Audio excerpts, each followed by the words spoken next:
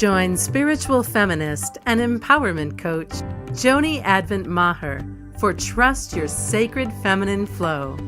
Listen in for intimate conversations about money, transformation, and feminine sovereignty. And now, your host, Joni Advent Maher. Welcome to Trust Your Sacred Feminine Flow. I'm your host, Joni Advent Maher, mystic, spiritual midwife, and a transformational guide. Today's episode is inspired and is dedicated to my Aunt Emma. My Aunt Emma was my dad's oldest sister. She was 10 years older than him.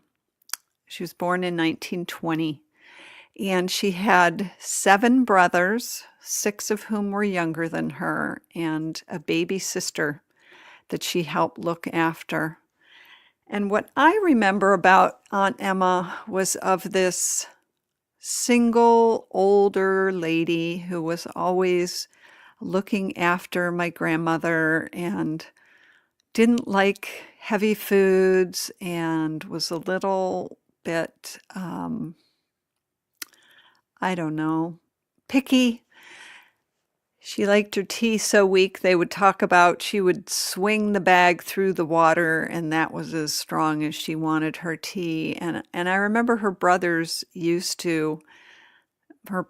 being all my uncles, used to tease her or say things about her, or kind of diminish her. And that was frankly the tone in that family.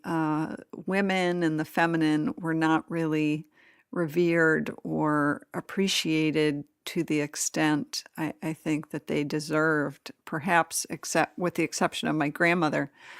But anyway, Aunt Emma, she was a tough cookie, and she was there. Like, she was there looking after her brothers and sisters, and she was there kind of doing the right thing all the way along. It was hard work and loyalty and sticking close to the ones you loved. That was kind of the credo within my dad's family, and certainly that she lived by. And so I was thinking about her because I had heard that she had worked at a factory during World War II, and she would have been just the right age, probably in her young 20s at that point. And I could just imagine her, well, actually trying to imagine her as a young woman, because as I said, she always was this, in my mind, old lady who seemed a little prim and proper, but then I remember hearing that she had also won some dance contests and was this great dancer. And so I just was reflecting recently on her and kind of who she was and who she became. And I was just struck by the fact that she was part of what is known as the greatest generation, that generation that rose to service during World War II. And she, of course, was already well groomed to be of service, having come up in a large Eastern European Catholic family and having done her part to hold the family together and to support the family. But she was coming of age and becoming a woman at a time when everyone found a way to do their part. Because at that time, it was clear that the state of humanity and the world were at stake. It was grave times. And frankly, as I was reflecting on it, I was realizing that in many ways, things are not that different today. While we're not in the midst of, quote, a world war where there is a side that represents good and a side that represents evil. However, we are in the midst of a struggle, I would say, for the very heart of our humanity, that there is a crisis things have reached a feverish pitch. And there is this call that I am hearing on behalf of all of us, something to the effect of, it is time, sisters. It is time to do your part. It is time to find what is yours to carry and to contribute to the awakening of our human heart again, a call back to our very essence of our human nature and our sacred nature.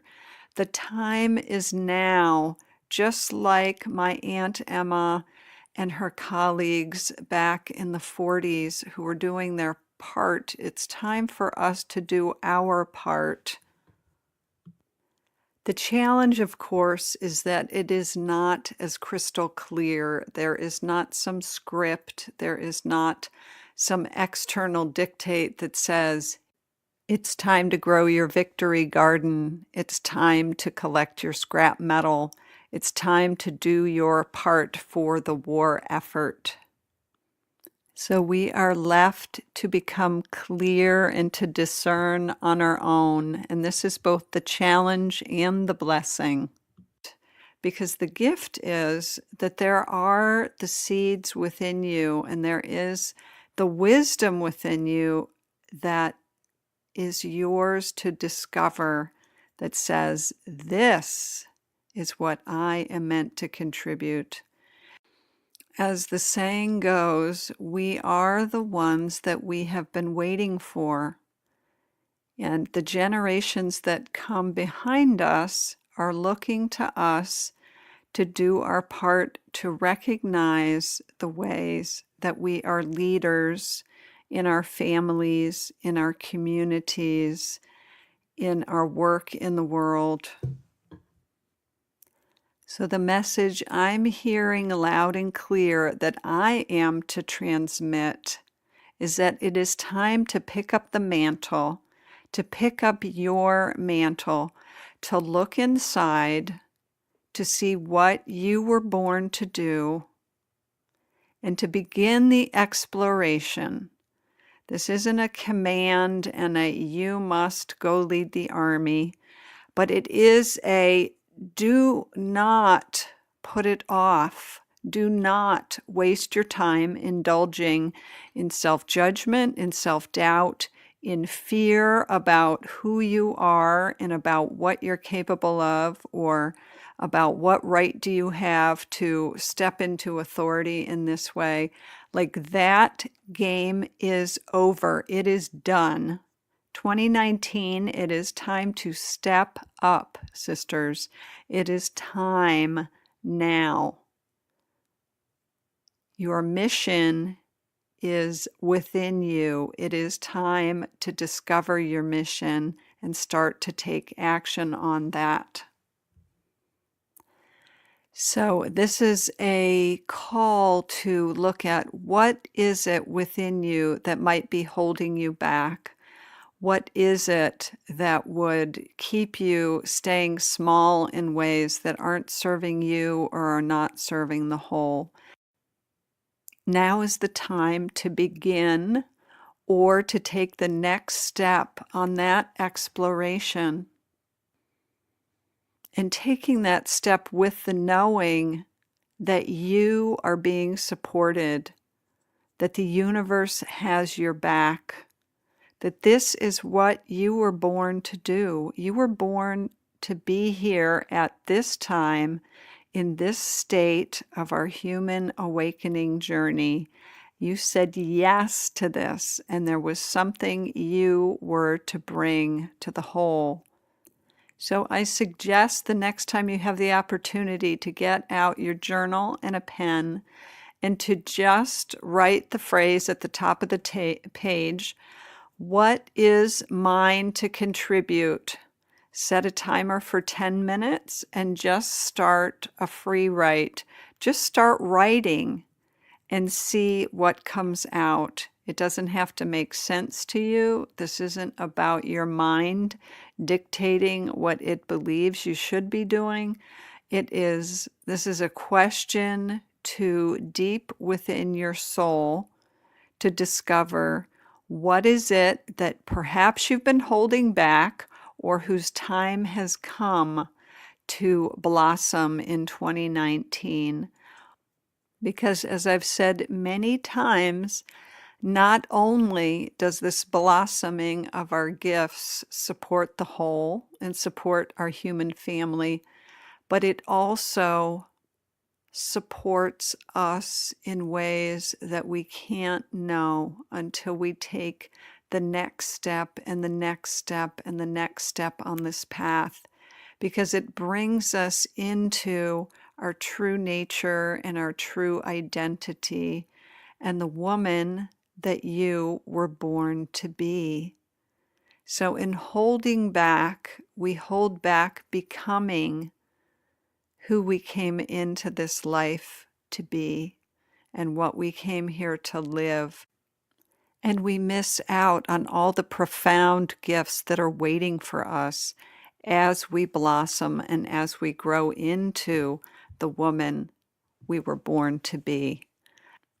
Just yesterday, I was with some sisters and I was overcome with gratitude at the gifts I was receiving in our communion, in our time together, because I recognized that had I not grown in the ways that I had and become the woman I had meant to be, that I would not have had the opportunity to be with these women and to receive the gifts I was receiving with them and from them. And so it is one of the most vital endeavors that you can take, is to do this inquiry and to see what is mine to contribute. Personally, I have been called to create a supportive community, a chrysalis community, to help women in birthing both themselves, their leadership, and also their sacred work in the world. It's something that I will be bringing out more fully in 2019.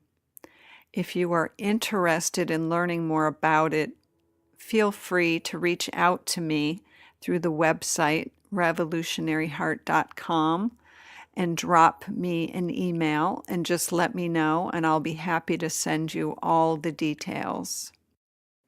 Because we know that this kind of journey, this inquiry and this birthing of ourselves and our work is something we can only do together.